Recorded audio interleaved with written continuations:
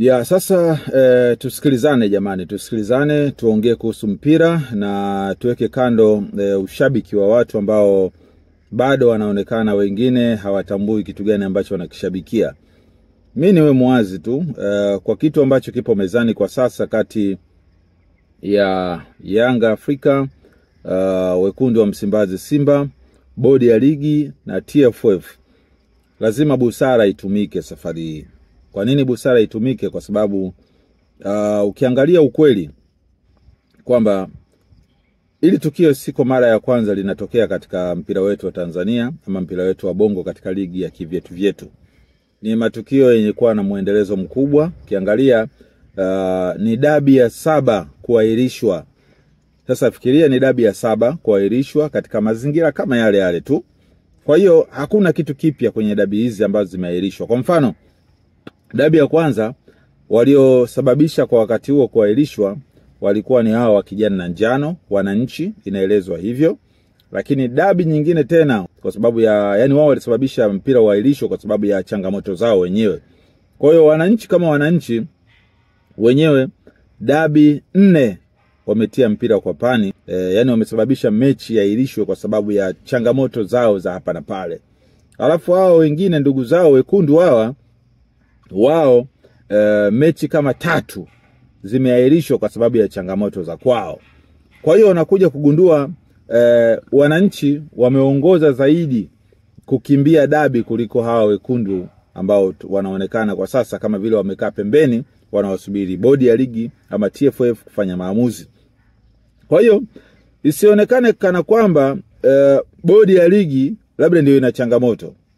Hapana. Wala isionekane TFF ndio ina changamoto. Hapana.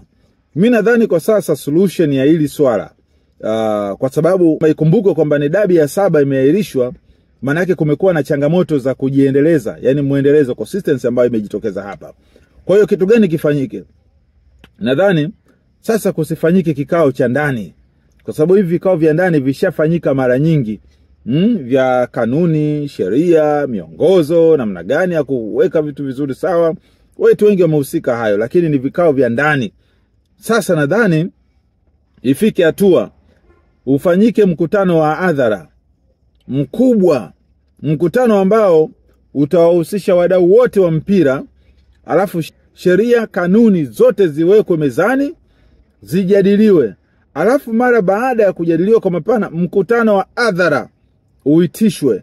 Na mara baada ya kuitishwa huo, kila yule ambaye anajua ana uwezo wa kutoa hoja yake ikaeleweka, basi atatoa hoja yake ya msingi. Alafu mara baada ya hapo litolewe onyo la mwisho kwamba hapa tulipofika kama kuna timu ambayo itagomea mchezo kuanzia tarehe hii ambayo tunazungumza, aidha ni mwekundu ama ni kijani, kama kuna yeyote ambaye itagomea mchezo, basi moja kwa moja atakatwa alama 3, atapewa mwenzake alama 15 zitatolewa kwake iwe fundisho. Na bango kubwa litengenezwe, aidha lipelekwe pale posta, likakae bango kubwa liseme kabisa sasa mpira wetu unaongozwa kwa kanuni na muongozo, taratibu za mpira ndio ambazo zitaongoza mpira wetu, si busara tena. Yani bango litengenezwe lieleze kwamba sasa mpira wetu unaongozwa kwa kanuni na si busara tena.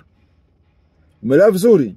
Mara baada ya hapo lile bango lichapishwe, liende likaekwe sehemu moja ya wazi kubwa, tarehe, mwezi, mwaka, na chini pale liseme walo na liwe.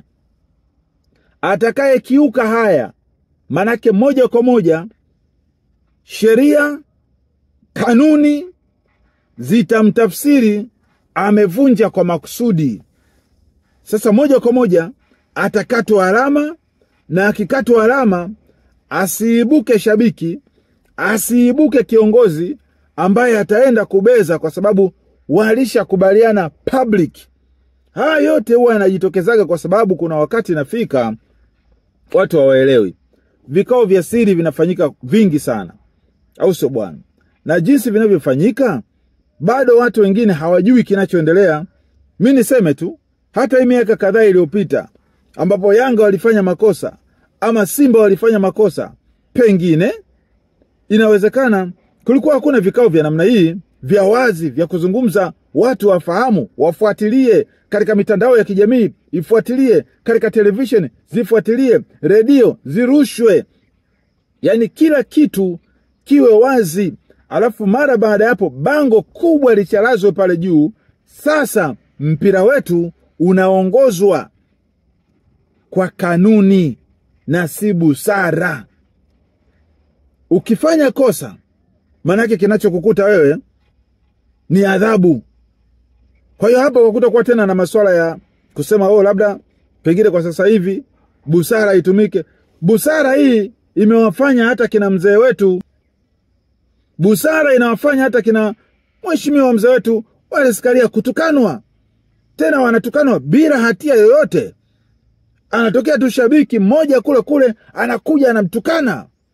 Lakini hawa wameufikisha hapa mpira wetu. Kwa nini wasipewe heshima? Ligi ya Tanzania NBC ipo kwenye miongoni mwa ligi bora sana Afrika. Ya 3 ya 4 hapo. Sasa kama iko hivyo, kwa nini tuidharaulishe? Kwa nini viongozi watukanwe? Wewe ambaye unajua ni shabiki wa mpira, jua ili kosa lijaanza sasa. Walifanya Jangwani, wakafanya Msimbazi. Manake wanachotakiwa kufanya sasa hivi ni kukaa pamoja. Mara hii wazungumze kwamba busara ndio kwa mara ya mwisho inaenda kutumika. Alafu mara baada ya hapo kinachokuja sasa si busara tena, ni kanuni zitafsiri mpira wetu. Nadhani kila kitu kitaenda sawa. Hiyo itaweza kuondoa hizi sintofahamu ambazo zimejitokeza. Kwa sababu ukiangalia viongozi wanafanya kazi vizuri. Hivi mwaka 2021 kama pengine wasingetumia busara, unafikiri Yanga siangekatwa alama 15? Na kama mtu ukikatwa alama 15, manake ukiangalia kwa haraka lazima tu utashuka daraja. Kwa hiyo alama 15 ni nyingi sana kwenye mpira. Ukiangalia ubora wa klabu ya Yanga jinsi ambavyo walikuwa wanafanya, Simba, kama busara isingetumika, maana kuna watu wangekuwa wanalia. Lakini hawa viongozi wanaotukana leo walitumia busara, wakaiwezesha Jangwani kubaki katika ligi, na mchezo uliokuja wakamfunga Simba. Sasa tuseme, kwa sababu ile mechi Simba waliingiza kwa wakati, timu iliingia, Yanga ikaingiza muda ambao uliahirishwa, mechi haipo kwa wakati huo, muda umesogezwa kwa sababu za kiusalama, na mwenye mamlaka hayo ni bodi ya ligi na TFF. Lakini sasa hivi wanatukanwa hawa.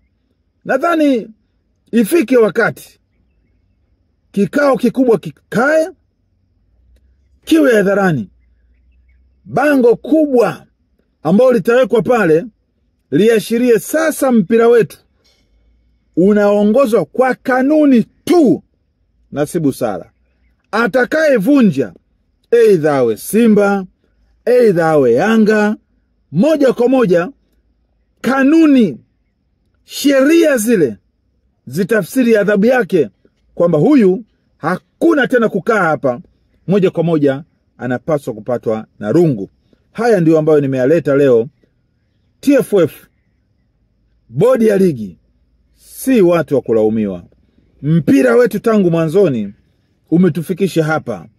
Hawa viongozi wanaotukanwa wametufikisha hapa. Kwa hiyo kuna kitu wamekifanya. Sasa tusione kama vile labda ndiyo makosa kibinadamu huwa hayakosekani. Hata wewe hapo, wewe shabiki, unaweza ukatukana matusi hapo chini. Wewe umekamilika? Hata wewe una dosari kwenye nyumba yako wewe unayoishi, imekamilika? Hata nyumba ina dosari. Kwa hiyo sembuse shirikisho, sembuse bodi ya ligi. Mimi nadhani ifike hatua tuzungumze kitu kimoja. Makosa yameshatokea, tuanze upya. Kuanza upya, sheria zitafsiri, kanuni zitafsiri. Atakayefanya makosa, adhabu kali imuhusu.